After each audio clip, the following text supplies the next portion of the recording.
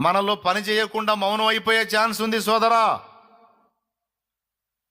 సేవకులకు, విశ్వాసులకు అందరికీ చెప్తున్నా, లైవ్లో వీక్షిస్తున్న అనేక మందికి చెప్తున్నా, జాగ్రత్త. నాలుగే కదా, ఏముందిలే, మాటలే కదా అనుకుంటాం మనం. కానీ మనం రిలీజ్ చేసేటువంటి మాటలు దేవుని ఆత్మను దుఃఖపెట్టి, దేవుని ఆత్మ మనలో పని చేయకుండా మౌనం అయిపోయే విధంగా ఉండే అవకాశం ఉంది. అదే నాలుకను మనం కానీ దేవుని ఆత్మశక్తి ద్వారా కంట్రోల్లో పెట్టుకోగలిగితే మనం పలికినవి పలికినట్లు జరిగే అవకాశం కూడా ఉందనే సంగతి మర్చిపోవద్దు.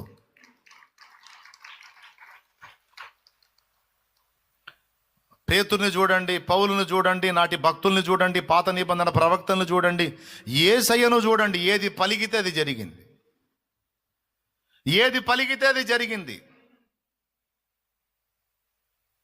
ఎలా జరిగింది? అది ఎలా సాధ్యమైందంటే వాళ్ళ నాలుక వాళ్ళ అదుపులో ఉంది. అసలు అదొక పనిగా పెట్టుకొని జాగ్రత్త పడ్డారు.